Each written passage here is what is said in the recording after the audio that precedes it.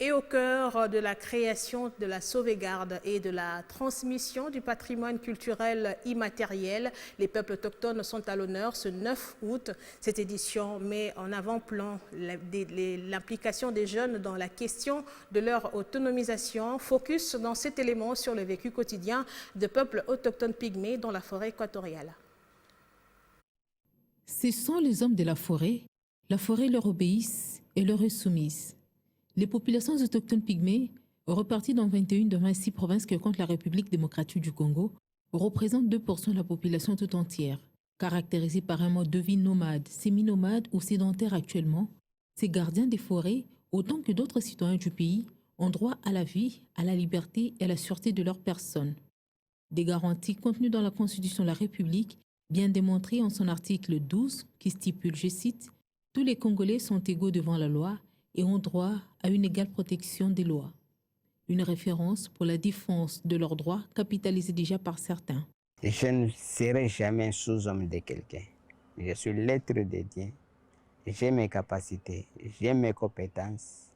Et je connais comment je dois me comporter au sein de la société. L'égalité des droits, une option qui a du mal à prendre les dessus sur les us et coutumes qui constituent une pesanteur pour leur épanouissement. Soki olingi likambo wana esila ezali likambo ya secteur ya ekonda nyonso obenga bankumu nyonso ya ekonda osangisa bango esika moko oyebisa bango tozwa mibeko mosusu tobwaka mosusu tobongisa yango soki ngai na yo tokozwa solution na makambo wana te.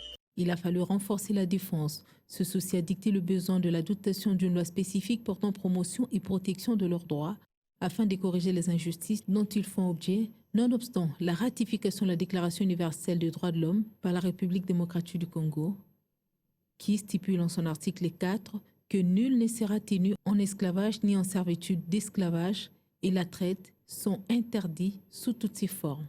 Notre déclaration se présente comme la plus vigoureuse, la plus nécessaire des protestations de l'humanité contre les atrocités et les oppressions dont tant de millions d'êtres humains ont été victimes à travers les siècles. Ce souci de changer les choses a pris plus d'une décennie pour arriver à l'adoption de cette loi, suivie de sa promulgation par le chef de l'État en novembre 2022. Une aventure qui a mis les organisations non gouvernementales des populations autochtones pygmées ensemble, avec la DGPA en tête, appuyée techniquement et financièrement par les bailleurs, pour voir le bout du tunnel. Un parcours d'Hercule consistant à arracher cette loi qui avait donné lieu au débat non complaisant à l'Assemblée nationale, tout comme au Sénat. À l'issue quand même du débat, on a compris que les honorables sénateurs sont revenus à la raison, déjà dans le sens du fondement constitutionnel de la loi elle-même, mais aussi dans le sens du pourquoi de la loi qui est basée sur le fait de mettre fin à cette discrimination, marginalisation, ces mises à côté des peuples autochtones tels qu'on les voit dans notre pays. Cette bouffée d'oxygène aux populations autochtones pygmées pour la défense de leurs droits reste jusqu'ici dans l'arrière-pays lettre morte. Tenus pour illustration sur le plan foncier, ces premiers occupants sont jusqu'ici dépossédés de leurs terres. Le premier habitat du Congo, c'est que bisu moko batotoyaki liboso na kati ya mboka ya Congo. Congo yango toyaki tokoma na mikolo oyo ekomi awa sikoyo mboka yango eza esu ya bisu te. Bazamba bankoko na biso bazwaki, bamai bankoko na biso bazwaki, bon bango bayaki na nsima na biso lokola tozalaki ba esclave na bango liboso na bankoko, bamonaki bango lokola baumbu ba esclave. Babotoli bango ekomi na mitu na bango, bakomi lokola ba responsable na bazamba na biso wana. Cette situation, à l'origine des tensions qui se soldent par mort d'hommes entre Bantous et populations autochtones pygmées, est aussi renforcée par la discrimination qui se signale dans plusieurs cas, dont celui de l'union conjugale entre ces deux peuples, considérés comme étant un opprobre dans plusieurs villages. Banda bankoko eyaki, tango bankoko bayaki, ezalaki strictement interdit que pygmé nankundo babalana. Ezalaki strictement interdit. Soki tobalanaka biso na bachwa te euti na biso te euti nde na bonkoko. yango mpe tozali kotambolaka ngonga nyonso kaka na bonkoko nde eloko etindi tobalana te euti na bonkoko depuis bankoko na biso bachwana baoto babalanaki te.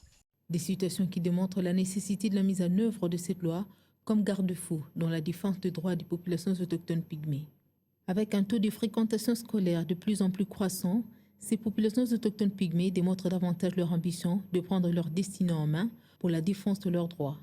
Nos attentes par rapport à cette loi, c'est lié à la sécurité de notre identité et le changement de la perception à notre égard en tant que peuple autochtone pygmée.